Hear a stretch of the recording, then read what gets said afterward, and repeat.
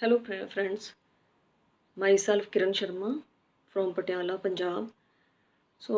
आज 21 जून 2020 को international yoga day है। तो मैं कोई बहुत योगा की एक्सपर्ट तो नहीं हूँ, पर ये लॉकडाउन की ड्यूरेशन में 2 महीने में मैंने योगा प्रैक्टिस करना शुरू किया। जो इंडिया टीवी पे प्रोग्राम आता बाबा रामदेव देव जी का, वो एक दिन वैसे ही मैंने लगा लिया। तो उससे जो बाबा जी की जो मतलब मोटिवेशन थी, वो इतनी ज़्यादा थी कि भी मुझे लगा कि मुझे भी करना चाहिए। तो उसको मैंने जो उनके आसन और जो प्राणायाम है, वो करना शुरू किया। तो थोड़ा-थोड़ा जब करना शुरू किया तो ऐसा नहीं बॉडी ने एकदम से एक्सेप्ट कर लिया उसको, रेज़िस्ट किया कि नहीं सुबह कैसे उठ सकते हैं जल्दी और तो ये तो पर फिर जो विल पावर थी वो स्ट्रॉन्ग थी, तो आई कंटिन्यूड दैट। और कंटिन्यू करते-करते जो है अब मेरी ये सिचुएशन हो गई है कि मुझे ऐसा लगता है कि मैं इसके बिना रह नहीं सकती। ठीक है? सो मुझे ये करना ही करना है, डेली जो है करना है। तो अब मैं ये सोचती हूँ कि कैसे जो है जब हमारा इंस्टीट्यूट्स खुल जाएँगे, तो मुझे अपना डेली रूटीन में कुछ एडजस्टमेंट जो है करनी पड़ेगी। तो देखो जब तक हम लोग जो है मैं मतलब अब जाके योगा जो है अपनी ज़िंदगी में मैंने किया है। जब तक हम बीमारियों से घिर नहीं जाते तो तब तक हेल्दी होते हैं जब, तो हम सोचते नहीं इन बातों के ऊपर, ना हम ध्यान देते हैं। टीवी पे प्रोग्राम्स भी आते हैं तब भी लोग मोटिवेट भी करते हैं हमें, तब भी हम इन चीज़ों को एक्सेप्ट नहीं करते। पर जब हमारी खुद की बॉडी में प्रॉब्लम्स आनी शुरू होती हैं, देन वी स्टार्ट थिंकिंग कि कहीं न कहीं कोई दिक्कत है।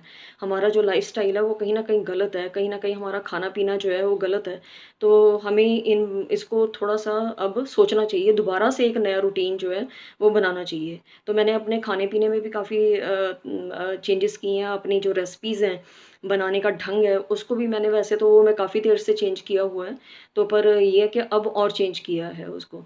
तो मतलब अब मैं टेस्ट को इम्पोर्टेंस नहीं देती हूँ, काफ़ी पिछले 5-6 सालों से मैंने टेस्ट को इम्पोर्टेंस नहीं दिया है, पर अब और ज़्यादा मैंने इस तरह से कर दिया कि अब टेस्ट मेरे लिए इम्पोर्टेंट नहीं है, अब नमक है या चीनी है कि नहीं है तो प फ़र्क नहीं पड़ता।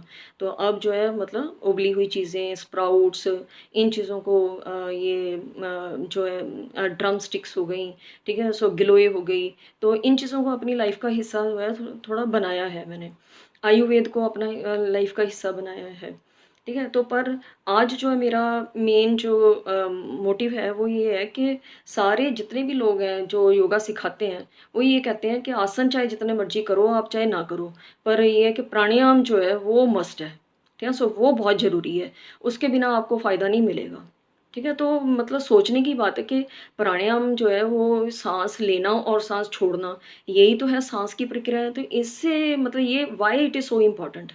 तो बीइंग बायोलॉजी लेक्चरर, तो मैंने सोचा कि क्यों ना लोगों को इसके पीछे जो साइंस है, जो इसके पीछे बायोलॉजी है, उसको समझाया जाए ताकि लोग जो है और ज़्यादा मोटिवेट हों, कि इसको ऐसे ही ना समझें कि भई ये साइंस मतलब सिर्फ़ साँस लेना और छोड़ना है, तो इससे क्या फ़ायदा होने वाला है। तो इससे आपको मैं आज बताऊँगी कि कैसे जो है फ़ायदा होगा। देखो जो आसन हम लोग करते हैं, तो उसमें हमारी बॉडी जो है वो ऑक्सीजन को कंज़्यूम करती है, ठीक है? जितना आप हाथ-पैर हिलाओगे, तो उतनी जो है आपको आपकी जो ब्लड में ऑक्सीजन है वो कंज़्यूम होगी, कार्बन डाइऑक्साइड ज़्यादा बनेगी, ठीक है? तो बॉडी में जो मेटाबॉलिज़्म है वो बढ़ेगा, ठीक है? तो मेटाबॉलिज़्म जब होता है तो हमारा जो फूड हम खाते हैं, ऑक्सीजन जो हम अंदर ले जाते हैं, ये दोनों आपस में मिल के जो है ऑक्सीजन की प्रेज़ेंस में फूड जो है वो टूट जाता है हमारे सेल्स के अंदर। और उससे कार्बन डाइऑक्साइड पैदा होती है और एनर्जी पैदा होती है। एनर्जी हम अपने काम में यूज़ कर लेते हैं और कार्बन डाइऑक्साइड एक वेस्ट मटीरियल है, तो वो हमारा जो ब्लड है वो लंग्स में उसको दे देता है और वो लंग्स जो है उसको बाहर निकालते हैं। तो अब लंग्स जो हैं वो हमारे इसमें बहुत इम्पोर्टेंट पार्ट प्ले करते हैं। मतलब दे आर द पार्ट जहाँ पे फ्रेश एयर आती है और जो फाउल एयर है वहाँ से कलेक्ट होके ब्लड में से बाहर जाती है। तो मैं इसको थोड़ी-सी आपको आज समझाऊँगी कि बेसिक जो साइंस है, सो वो क्या है। तो देखो सबसे पहले ठीक है, सो हम समझ लें कि लंग्स हमारे जो हैं, ठीक है, सो वो हमारी चेस्ट कैविटी में मौजूद है। मतलब हमारा जो अपर पार्ट है, चेस्ट है, तो उसमें मौजूद है, दोनों साइड्स पे लंग्स हैं और बीच में हार्ट है, एक जगह उसमें है, तो उसमें हार्ट है हमारा और हमारी इंटेस्टाइन फूड पाइप भी जा रही है वहाँ से, ठीक है, तो ये पार्ट्स। अब लंग्स जो हैं, सो उनमें हमारा यहाँ से ये रेस्पिरेटरी ट्रैक जो है, ठीक है, सो ये जा रहा है, ये आगे 2 हिस्सों में बढ़ जाता है, ठीक है? और वो लंग्स में चला जाता है। आगे जाके उसकी बहुत सारी ब्रांचेस हो जाती हैं और सो आगे जाके उसमें गुब्बारों की तरह की स्ट्रक्चर्स, जो जैसे ग्रेप्स का बंच होता है ना, तो उस तरह के बंचेस होते हैं। तो वो जो छोटे छोटे ग्रेप्स की तरह की स्ट्रक्चर्स हैं उनको हम एल्विलाई बोलते हैं। क्या, so they are called as alveoli, right. तो वो जो एल्विलाई हैं वो उनकी मेम्ब्रेन इतनी पतली होती है कि और उसके आसपास इतनी ज़्यादा ब्लड की कैपिलरीज होती हैं, मतलब ब्लड वेसल्स होती हैं। कैपिलरीज जब मैं कहती हूँ तो मतलब वो ब्लड की वेसल्स जिनकी मेम्ब्रेन बहुत पतली होती है। तो उधर एल्वेलाई की वॉल भी बहुत पतली है और ब्लड की कैपिलरीज की वॉल भी पतली है। तो that is the place where exchange of gases takes place. तो मतलब जो हमारे एल्वुलाई हैं उनमें से ऑक्सीजन जो है वो ब्लड में जाएगी और ब्लड से कार्बन डाइऑक्साइड जो है वो एल्वुलाई में आएगी। तो ये एक बेसिक स्ट्रक्चर है। सो एल्वुलाई जो है, तो एल्वुलाई जो है वो मिलियंस में होते हैं हमारे लंग्स में, ठीक है। सो मिलियंस में। तो जो लोग सिगरेट वगैरह पीते हैं, तो इस तरह के हुक्का वगैरह लेते हैं, तो उनके ये जो एल्वुलाई हैं वो फ्यूज़ कर जाते हैं और जो है सरफेस एरिया कम हो जाता है, मतलब उनका नंबर कम हो जाता है एक तरह से कह लो। तो सरफेस एरिया कम होने से ऑक्सीजन जो है गैसेस का जो एक्सचेंज है वो कम हो जाता है। तो उनके ब्लड में ऑक्सीजन की सैचुरेशन कम हो जाती है। तो आजकल के कोरोना के पीरियड में, कोविड-19 के पीरियड में आपने ये बातें बहुत सुनी हैं कि भी ब्लड में 99.9% सैचुरेशन जो है ऑक्सीजन की होनी चाहिए। अगर 93 से कम है तो सैचुरेशन ऑक्सीजन की, तो उस पेशेंट को हॉस्पिटलाइज़ करना पड़ता है, उसको ऑक्सीजन की सपोर्ट देनी पड़ती है। और अगर और भी तबीयत ख़राब हो जाती है तो फिर उसको वेंटिलेटर पे डालना पड़ता है। तो ये ऑक्सीजन की सैचुरेशन जो है वो बनाए रखने के लिए, मतलब अपने आप को हेल्दी रखने के लिए, तो ये कहा जाता है कि प्राणायाम जो है करना चाहिए और ये सिगरेट, तंबाकू और ये हुक्का, इन चीज़ों से हमें दूर रहना चाहिए। पर हम पोल्यूशन जो है, हमारी एयर पोल्यूशन है, उसको हम नहीं कर सकते दूर। वो तो हमें जो केमिकल्स हैं एयर में वो तो अंदर ले जाने ही पड़ते हैं। तो वो भी कितनी सारी सिगरेट्स के बराबर ही है, पर वो अनअवॉइडेबल है। तो उसमें फिर हमारा जो प्राणायाम है वो हमें हेल्प करेगा, ठीक है। तो अब जो है प्राणायाम की अलग-अलग जो है टाइप्स हैं, ठीक है। उसमें जो है किसी में हम लोग साँस को अंदर ले जाते हैं, ज़बरदस्ती अंदर ले जाते हैं, लंबा, मतलब डीप ब्रीथिंग जिसको कहते हैं हम लोग। तो मैं कोई एक्सपर्ट नहीं हूँ, मुझे ज़्यादा आसन्स के, इनके प्राणायाम के टाइप्स के नाम इतने नहीं पता हैं, ठीक है। बट ये है कि उसमें इंस्पिरेशन जो है डीप की जाती है और किसी में बाहर निकाला जाता है, मैं अभी आपको बाद में करके बताऊँगी, ठीक है। और जो है किसी में साँस जो है उसको रोका जाता है, ठीक है, अंदर जो है रोका जाता है। तो ये चीज़ें जो है क्या हैं, ठीक है, इनके पीछे क्या साइंस है? देखो कि हम लोग जब नॉर्मल, जैसे मैं अब बैठी हूँ, तो इस टाइम हम लोग जो साँस लेते हैं तो हमें पता भी नहीं चलता कि हम लोग साँस ले रहे हैं, मतलब ब्रीथ कर रहे हैं हम लोग। तो ये नॉर्मल ब्रीदिंग है, ठीक है। तो इसमें ये हम जो ब्रीदिंग रेट है हमारा वो 16 टू 18 टाइम्स पर मिनट है, ठीक है। जैसे हार्ट बीट रेट होता है ना 72 टू 80 टाइम्स पर मिनट, तो उसी तरह से हमारा ब्रीदिंग रेट भी होता है 16 टू 18 टाइम्स पर मिनट। ये उन लोगों का है जो योगा प्रैक्टिस नहीं करते हैं, ठीक है। सो जो हमारे जैसे लोग हैं तो योगा प्रैक्टिस नहीं करते हैं, पर जो मतलब सालों से योगा करते आ रहे हैं उनका ये ब्रीदिंग रेट कम हो जाता है, ठीक है। So that reduces to 10 times per minute और 5 टू 6 टाइम्स पर मिनट। तो ये कोई, मतलब ये अच्छी बात मानी जाती है। मतलब दैट मीन्स कि वो इतना सैचुरेशन है उनके ब्लड में ऑक्सीजन की कि वो इतना, और डीप ब्रीदिंग प्रैक्टिस से उन्होंने डीप ब्रीदिंग इतनी अपनी बना ली हुई है कि वो नॉर्मल भी डीप ब्रीद ही करते हैं और उनको पता नहीं चलता। मतलब जैसे हम लोग नॉर्मल ब्रीदिंग करते हैं ना, तो वो लोग डीप ब्रीदिंग ही करते हैं, वो उनका डेली स्टाइल बन जाता है और उनकी जो ऑक्सीजन की जो रिक्वायरमेंट है वो पूरी हो जाती है, तो इसलिए उनका जो ब्रीदिंग रेट है वो कम हो जाता है and that is considered as good. तो यही चीज़ जो है वो प्रैक्टिस से आती है, ठीक है। तो अब मैं आपको समझाऊंगी कि नॉर्मल ब्रीदिंग जो है उसको हम टाइडल वॉल्यूम कहते हैं, ठीक है। लंग्स की कुछ वॉल्यूम्स होते हैं और कुछ कैपेसिटीज़ होती हैं, तो ये योगा से उन कैपेसिटीज़ को ही बढ़ाना होता है। लंग्स में जो कैपेसिटीज़ होती हैं उनको बढ़ाया जाता है, ठीक है। तो अब जो मैंने यहाँ पे एक ब्लैक बोर्ड पे थोड़ा सा लिखा है, तो पर आपको शायद उल्टा नज़र आएगा ये। तो सो इट इज़ चलो मैं बोल देती हूँ, शायद ये उल्टा नज़र आ रहा है। तो इट इज़ पर ये मैं आपको बता दूँ कि ये लंग्स हैं हमारे, ठीक है। लंग्स का जो एल्वियोलाई पार्ट है, ये मतलब मैंने एक जो ग्रेप वाला है वो लिया है, तो दिस इज़ एल्वियोलाई पार्ट। और ये हमारी ब्लड वेसल है जो उसके कैपिलरी है जो उसके आसपास है, तो ये पूरा गुच्छा बना हुआ होता है। तो इसमें जो फ्रेश एयर अंदर आएगी तो वो उसमें से ऑक्सीजन यहाँ पे ब्लड में आ जाएगी, और कार्बन डाइऑक्साइड ये जो ब्लड पूरी बॉडी से इकट्ठा करके लाया है तो that will go into the alveoli, और एल्वुलाई से फिर ये बाहर चली जाएगी। So this is the place where exchange of gases जो है वो होता है। ठीक है, तो अब जो टाइडल वॉल्यूम है तो वो होता है 500 मिलीलीटर्स। ठीक है, सिर्फ नॉर्मल ब्रीदिंग में। क्या क्या मतलब है इसका, कि हम लोग 500 मिलीलीटर एयर जो है वो अंदर ले जाते हैं, फ्रेश एयर। ठीक है, और 500 मिलीलीटर एयर जो फाउल एयर है, मतलब so the air which is rich in carbon dioxide, so वो हम एक्सेल करते हैं, मतलब बाहर निकालते हैं। इंस्पिरेशन एक्सपीरेशन, राइट, अंदर ले जाना इंस्पिरेशन, बाहर निकालना एक्सपीरेशन। तो 500 मिलीलीटर है उसमें। जब हम फ्रेश एयर अंदर ले जाते हैं 500 मिलीलीटर, तो उसमें से भी 350 मिलीलीटर ही अंदर लंग्स में जाती है, मतलब ये जो मैंने एल्वुलाई दिखाया आपको, तो उसमें जाती है। 150 मिलीलीटर वो हमारे रेस्पिरेटरी ट्रैक में रह जाती है। तो इसी तरह से जब हम एक्सपीरेशन करते हैं तो उस टाइम 350 मिलीलीटर, ठीक है, फाउल एयर प्लस 150 मिलीलीटर जो हमारे ट्रैक में फ्रेश एयर थी, तो ये दोनों मिक्स होके दे आर एक्सेल्ड, बाहर चली जाती हैं। ठीक है, और 150 मिलीलीटर जो फाउल एयर है वो हमारे यहाँ पे रह जाती है फिर। तो अगली बार जब हम इंस्पिरेशन करेंगे तो वो जो फाउल एयर ट्रैक में थी वो भी अंदर जाएगी। तो फाउल एयर में सिर्फ ये है कि कार्बन डाइऑक्साइड ज़्यादा होती है, और कोई ऐसा नहीं है कि बहुत गंदी हवा है, ऐसा नहीं है। तो उसमें सिर्फ कार्बन डाइऑक्साइड ज़्यादा प्रेशर, ज़्यादा वॉल्यूम में है, तो उसको बाहर निकालना ज़रूरी होता है। तो ये तो हो गया नॉर्मल ब्रीदिंग। ठीक है जी, टाइडल वॉल्यूम। अब एक होता है कि हम लोग जैसे प्राणायाम में ऐसे लेते हैं सांस,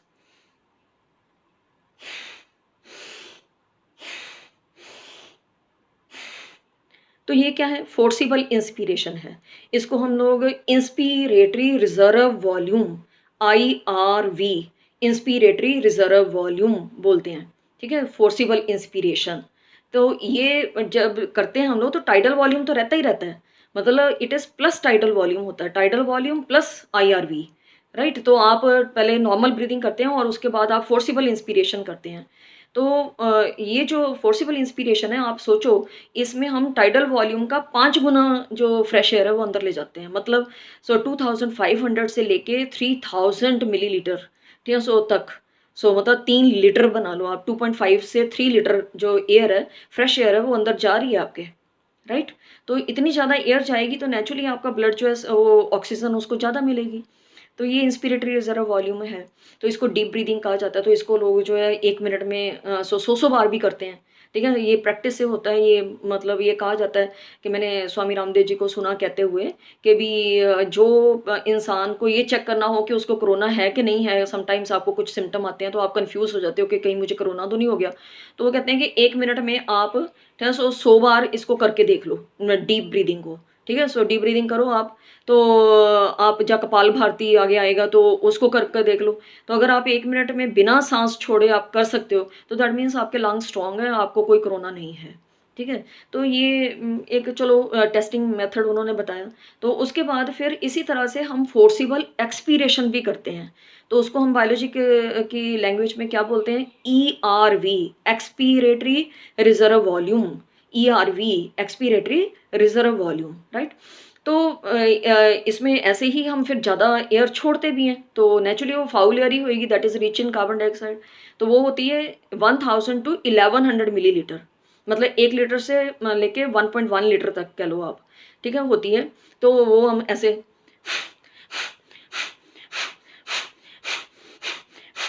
तो इस तरह से करते हैं हम लोग। तो फोर्सिबल एक्सपीरेशन करते हैं तो वो लंग्स में जितनी भी फाउल एयर है तो वो कार्बन डाइऑक्साइड वाली वो बाहर चली जाती है, राइट। तो वो बहुत ज़रूरी है, उससे आपको अच्छा ही महसूस होगा कि आपके कोई कार्बन डाइऑक्साइड में ब्लड का ज़्यादा होना, अगर ऐसा होता है तो that leads to carbon dioxide जब पानी में, ब्लड में जो वाटर है उसमें घुल जाती है तो ये बनाती है कार्बोनिक एसिड।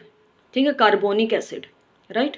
तो मुझे समझ नहीं आता कि ये जो लोग कैंपा कोला पीते हैं, इतना ज़्यादा सॉफ्ट ड्रिंक्स पीते हैं, तो वो तो प्योरली यही चीज़ अंदर जाती है ठीक है। So that is carbon dioxide को प्रेशराइज करके उसमें अंदर मतलब प्रेशर से अंदर रखा हुआ होता है। आप देखते हो बोतल खुलती है तो एकदम से प्रेशर से बाहर आता है, तो वो जब कार्बन डाइऑक्साइड उसमें घुलती है तो कार्बोनिक एसिड ही बनाती है, तो उसको हम एसिड को ही एकदम सो एक तरह से अंदर ले जा रहे हैं। तो सोचो आप क्या होगा।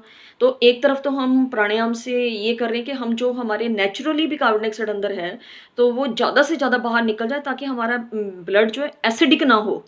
ठीक है, एसिडोसिस बोलते हैं हम लोग इसको बायोलॉजी में। तो एसिडोसिस ना हो, तो एसिडोसिस अगर होगा तो उससे आपको बहुत नुकसान होगा। ठीक है, सो आपके जो टिश्यूज़ हैं, ठीक है, सो उनमें बहुत नुकसान होगा। फ्री रेडिकल्स जो हैं वो बनेंगे, आपको जो है टिश्यूज़ जो हैं कमज़ोर होंगे आपके, तो इस तरह से बहुत नुकसान होगा। तो एसिडोसिस नहीं होनी चाहिए। तो इसलिए कार्बन डाइऑक्साइड को बाहर निकालना बहुत ज़रूरी है, तो इसलिए ये प्राणायाम का ये वाली विधि भी होनी चाहिए। इसका मतलब ये अच्छी है, इसका मतलब हम बार-बार इस तरह से करते हैं कि फोर्सिबल एक्सपीरेशन करते हैं हम लोग तो ज़्यादा से ज़्यादा कार्बन डाइऑक्साइड बाहर जाएगी। अब जब हम इंस्पिरेशन कर ली, डीप ब्रीदिंग कर ली और इसी तरह से फोर्सिबल एक्सपीरेशन भी कर ली, तो नॉर्मल ब्रीदिंग भी कर ली हमने, तो क्या हमारे लंग्स जो हैं वो खाली हो जाते हैं एक्सपीरेशन के बाद? क्या उसमें कुछ नहीं बचता? नहीं, ऐसा नहीं होता कि हमारे लंग्स में अभी भी 1500 मिलीलीटर के करीब, मतलब 1.5 लीटर के करीब जो एयर है, ठीक है, वो बची रहती है। क्योंकि जो मैंने अभी आपको पिक्चर दिखाई, एल्वियोलाई और जो ब्लड कैपिलरी है उसके बीच में एक्सचेंज ऑफ गैसेस कभी रुकता नहीं है, ठीक है, वो हमेशा होता रहना चाहिए, तो वो कभी रुकना नहीं चाहिए। तो इसलिए चाहे आप फोर्सिबल एक्सपीरेशन भी करते हैं, but still your alveoli still remain 1500 millilitre of air in that. ठीक है, तो वो उसमें रहती है। उसमें देखो, मैं एक चीज़ बता दूँ आपको और क्लियर कर दूँ, हमारे बायोलॉजी के जो साइंस से रिलेटेड लोग हैं उनको तो मालूम है कि हमारी जो फाउल लेयर है उसमें सिर्फ कार्बन डाइऑक्साइड नहीं होती है, उसमें ऑक्सीजन भी होती है, पर उसका पार्शियल प्रेशर कम हो जाता है। मतलब उसकी पीपी में जो वैल्यू है वो कम हो जाती है, ऑक्सीजन रहती है। ठीक है, जैसे मान लो कि मैं कहूँ कि पहले जो फ्रेश एयर है उसमें ऑक्सीजन 52 ppm थी।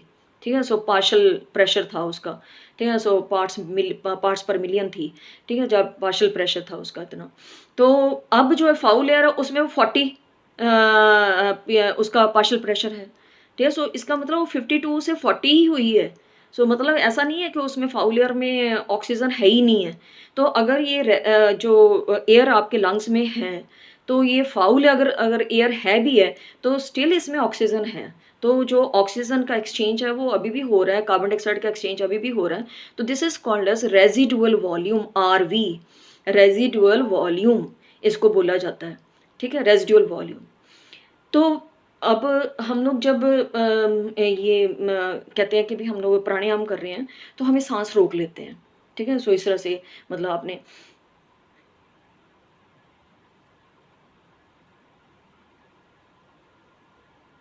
सांस लिया और उसको रोक लिया। ठीक है, तो रोकने में क्या किया आपने कि you increase your residual volume. ठीक है, आपने अपने लंग्स जो हैं उनमें जो फ्रेश एयर अंदर गई थी वो भी है, inspiratory reserve volume, tidal volume भी है, और आपने RV भी साथ में उसके आ गया। तो कितनी एयर हो गई? तो आप सोचो, टोटल कर लो आप वॉल्यूम्स का, TV और plus IRV and plus residual volume, तो इन सब का टोटल हो गया। तो वो स्टिल आपने उसको मतलब रोक दिया हुआ है उसमें, एल्वियोलाई में रोक दिया, ताकि ज़्यादा से ज़्यादा एक्सचेंज जो है वो थोड़ी देर में ही हो जाए। जितनी देर आपने सांस रोका हुआ है उतनी देर जो है वो एक्सचेंज ऑफ गैसेस ज़्यादा से ज़्यादा हो जाए, ऑक्सीजन जो है ज़्यादा से ज़्यादा जो है आपके ब्लड में चली जाए। ठीक है, और कार्बन डाइऑक्साइड जो है ज़्यादा से ज़्यादा बाहर आ जाए। तो ये रेजिडुअल वॉल्यूम को थोड़ी देर के लिए बढ़ाने का एक ढंग है। ठीक है, मतलब सांस को रोकना। तो अब जितना ज़्यादा आप प्रैक्टिस करोगे प्राणायाम को उतना ज़्यादा आप रोक पाओगे। ठीक है ना? तो इस तरह से आपने उसको रोक के अपना जो है ब्लड को सैचुरेट कर लिया ऑक्सीजन से। तो अब क्या ये जो है वॉल्यूम्स थे सारे, tidal volume, IRV, ERV and RV, right? तो अब कैपेसिटीज़ हैं हमारी, तो उसमें आती है एक वाइटल कैपेसिटी। ठीक है? तो कितनी एयर आपने टोटल इनहेल की और टोटल कितनी आपने एक्सहेल की, तो ये आपके एक लंग्स की कैपेसिटी है। तो जो आप इंक्रीज़ कर सकते हो by doing various pranayama types. ठीक है। सो एंड बाकी जो है आपका और लाइफ़स्टाइल कितना एक्टिव रहता है, ठीक है। सो उसके हिसाब से, और बाकी आप ऑल्टीट्यूड पे कितने पे रहते हैं, उसके हिसाब से भी होता है ये। तो ये आपकी कई चीज़ें इसको इफ़ेक्ट करती हैं, तो इसको वीसी बोलते हैं, ठीक है। सो वाइटल कैपेसिटी बोलते हैं, मतलब tidal volume plus IRV that is inspiratory reserve volume plus ERV that is expiratory reserve volume. तो ये तीनों को मिला के सो वाइटल कैपेसिटी बनती है। तो उसमें टोटल एयर इनहेल्ड है तो टीवी प्लस आईआरवी हो गया, और टोटल एयर एक्सहेल्ड है तो वो टीवी प्लस ईआरवी हो गया। तो कितनी एयर आप अंदर ले जाके ऐसे बाहर आपने निकाल दी। तो अब जो एथलीट्स हैं, ठीक है, सो वो इतना एक्सरसाइज करते हैं तो उनकी जो वाइटल कैपेसिटी है लंग्स की वो बढ़ जाती है, ठीक है। सो वो ज़्यादा से ज़्यादा एयर अंदर इनहेल कर पाते हैं और ज़्यादा से ज़्यादा एयर जो है एक्सहेल कर पाते हैं। इसी तरह से जो ऑल्टीट्यूड्स पे रहते हैं लोग, ठीक है, तो उनमें आपको पता है कि ऑल्टीट्यूड्स पे मतलब हाइट जो होती है पहाड़ों पे, तो वहाँ पे एयर का प्रेशर बहुत कम होता है। तो उन लोगों की कुछ बॉडी में फिजियोलॉजिकल स्ट्रक्चर्स जो है उसमें बॉडी स्ट्रक्चर में भी चेंज आती है, उनके ब्लड में ज़्यादा से ज़्यादा आरबीसीज एंड हीमोग्लोबिन बन जाता है। क्योंकि अल्टीमेटली हीमोग्लोबिन है जो आरबीसीज़ के अंदर होता है, जो ऑक्सीजन को ट्रांसपोर्ट करता है और कार्बन डाइऑक्साइड को ट्रांसपोर्ट करता है। मतलब पहले ऑक्सीजन को लेके जाता है सेल्स में, फिर वहाँ पे सेल्स में ऑक्सीजन को छोड़ के कार्बन डाइऑक्साइड को वापस अपने साथ अटैच करके लेके आता है। ये दोनों ही गैसेज़ की अटैचमेंट इसके साथ टेम्परेरी होती है। ठीक है? तो ये ट्रांसपोर्टेशन के लिए हीमोग्लोबिन होती है। तो हीमोग्लोबिन का भी प्रॉपर आपके ब्लड में होना बहुत ज़रूरी है। ठीक है? सो 13 से लेके 17 जो है वैल्यू जो है बताई जाती है कि इतना होना चाहिए हमारे ब्लड में। तो एनीवे, तो जो हाई ऑल्टीट्यूड्स पे लोग रहते हैं तो उनकी भी वाइटल कैपेसिटी जो है लंग्स की वो बढ़ जाती है। और बाकी जो लोग वैसे भी एक्टिव रहते हैं तो वो लोग भी उनकी भी वाइटल कैपेसिटी, और बाकी जो लोग प्राणायाम करते हैं वो तो अपना इंक्रीज़ कर ही लेते हैं, वाइटल कैपेसिटी को इंक्रीज़ कर लेते हैं। अब लास्ट में आ जाती है टोटल लंग कैपेसिटी, टीएलवी, ठीक है, टीएलसी, टोटल लंग कैपेसिटी। तो इसमें क्या होता है, जो वाइटल कैपेसिटी है उसमें आप रेजिडुअल वॉल्यूम को जोड़ दो, ठीक है, सो आरवी को जोड़ दो, तो मतलब टोटल एयर जो आपने अंदर लेके गए, जो आपने बाहर निकाली और जो आपके लंग्स में रह गई, तो इस सब को मिला के सो टोटल लंग कैपेसिटी बनती है। तो वो भी सेम तरीके से वीसी की तरह से ही होती है कि जो लोग एथलीट हैं या जो ऑल्टीट्यूड्स पे रहते हैं या जो प्राणायाम करते हैं तो उनकी ये इंक्रीज हो जाती है। तो अल्टीमेटली ये जो प्राणायाम की जितनी विधियां हैं, ठीक है, इनसे ये सारी चीज़ों के ऊपर फ़र्क पड़ता है, टीवी पे, आईआरवी पे, ईआरवी पे, इन पे सब पे। तो रेस्पिरेटरी रेट कम हो जाएगा, और पर ये ज़्यादा से ज़्यादा ऑक्सीजन जो है वो लोग जो है अंदर ले जा पाते हैं। तो उनका जो ब्लड है वो हमेशा से 99.9% तक 100% तक सैचुरेटेड रहता है, ठीक है। और इसलिए उनकी जो मेम्ब्रेन्स हैं बॉडी की, वो बायोलॉजी में हम बोलते हैं कि अगर ऑक्सीजन कम हो जाए तो जितनी हमारी बॉडी की मेम्ब्रेन्स हैं वो फ्रेजाइल हो जाती हैं, मतलब जल्दी टूट जाती हैं, ठीक है। तो थोड़ा-सा भी आपने भार उठाया तो वो कहीं से टूट गया, मांस जो है फट जाता है, हम लोग कहते हैं। तो ये सब तभी होता है जब ऑक्सीजन की कमी हो जाती है ब्लड में। तो फिर अल्टीमेटली ऑक्सीजन की कमी जो है उससे कैंसर के चांसेस भी होते हैं। तो इसलिए सो ये जो प्राणायाम है, तो ये बिल्कुल सही कहा जाता है कि योगा का बहुत ही इम्पोर्टेंट पार्ट है। तो योग मतलब आसन्स जो हैं उनके साथ-साथ योगा का करना भी बहुत ही इम्पोर्टेंट है। तो ये पर इसके लिए मन बनाना पड़ता है, धीरे-धीरे टाइम निकालना पड़ता है। तो मुझे भी बहुत मुश्किल होती है कि शुरू-शुरू में मैं आसन कर लेती थी, पर प्राणायाम पे थोड़ा-सा कैंची मार देती थी, मतलब थोड़ा-सा कम कर दिया, ठीक है? सो थोड़ा दिन, तो पर धीरे-धीरे बढ़ाया है, तो अब थोड़े से हेल्थ बेनिफिट्स जो हैं इसके मिलने शुरू हुए हैं। तो मैं भी चाहती हूँ कि सब लोग जो हैं वो जब प्राणायाम करें, तो उनको ये बेसिक साइंस जो है वो भी पता होनी चाहिए। और आई थिंक आप लोग सब जो हैं सो इससे मोटिवेट होएँगे, आपको पता चलेगा कि भी हाँ, ये ज़रूरी है, ठीक है? कि आसन कल अकेले जो है वो ज़रूरी नहीं है, तो प्राणायाम भी ज़रूरी है। तो आज सोलर इक्लिप्स भी है, तो मैं चाहती हूँ कि आप ज़रूर जो है सोलर इक्लिप्स की भी जो अपने मोबाइल में फ़ोटोज़ जो हैं लें और शेयर करें। तो thank you for listening me, और आई होप कि आपकी ज़िंदगी में इससे बदलाव आएगा। जैसे मेरी ज़िंदगी में थोड़ा-सा बदलाव थोड़ा ही आया अभी, पर मैंने क्योंकि अभी 2 महीने से करना शुरू किया है, तो आपकी ज़िंदगी में भी आएगा। लेट्स मोटिवेटेड एंड सब जो है हम लोग जो है योगा करें और प्राणायाम करें। एक चीज़ मैं और कहना चाहती हूँ कि आज के जो यंग बच्चे हैं, ठीक है? सो वो 2 हिस्सों में बँटे हुए हैं। एक ऐसे बच्चे मैं देखती हूँ फ़ेसबुक वगैरह पे, व्हाट्सएप पे जो बहुत अवेयर हैं अपनी हेल्थ के लिए। सो वो मतलब उनको देख के रादर मैं कई बार मोटिवेट होती हूँ कि ये इतने उबला हुआ खाना खा रहे हैं और ये मतलब आसन कर रहे हैं, ये योगा कर रहे हैं, ये एरोबिक्स कर रहे हैं, तो उनसे मोटिवेशन मिलती है। और एक वर्ग वो है बच्चों का जो टोटली मतलब उनके आस-पास भी नहीं है ये चीज़ें, उनका लाइफ़स्टाइल ये है कि सुबह जो है वो 10-11 बजे वो उठते हैं और उसके बाद जो है फिर उनके एक हाथ में कोल्ड ड्रिंक होती है, एक हाथ में चिप्स होते हैं, ठीक है? और जो ख़ास करके जो बच्चे हॉस्टलों में रहते हैं और सारा दिन जो है उनकी चॉकलेट्स और ये चीज़ें चलती हैं। तो मैं उनको एडवाइस करना चाहती हूँ कि ये चीज़ें आपको बर्बाद कर देंगी, आपका शरीर जो है बिल्कुल बर्बाद हो जाएगा। जब आप 40 इयर्स की एज के ऊपर जाएँगे, तो आपको पता चलेगा कि इन चीज़ों ने आपके शरीर को क्या बना दिया है। तो अभी टाइम है कि आप जो है इन चीज़ों को छोड़ के आप थोड़ा अपना लाइफ़स्टाइल जो है वो बदलें। अपने जो डेली रूटीन है उसको ठीक करें, सुबह उठना जो है जल्दी उठ के और अपना जो है योगा करें। तो ये सारे जो मेरे स्टूडेंट्स होते हैं उनको भी मैं ये हमेशा कहती हूँ कि भई सुबह उठ के ज़रूर फ्रेश होके अपना योगा करेंगे। तो अगर मेडिटेशन कर पाएँ, अभी मैंने भी मेडिटेशन जो है वो अपनी ज़िंदगी में नहीं किया है, तो मेडिटेशन अगर कर पाएँ तो उसके और भी ब हेल्थ बेनिफिट्स हैं। तो स्टूडेंट्स को तो ख़ास करके बहुत बेनिफिट्स हैं कि उनको कंसंट्रेशन बढ़ेगी पढ़ाई में, उनको जो है मेमोरी उनकी बढ़ेगी, वो ज़्यादा अच्छा परफ़ॉर्म कर पाएँगे। तो thank you all of you for listening me. मुझे उम्मीद है कि आप सबको इस वीडियो से हेल्प मिलेगी। Thank you so much.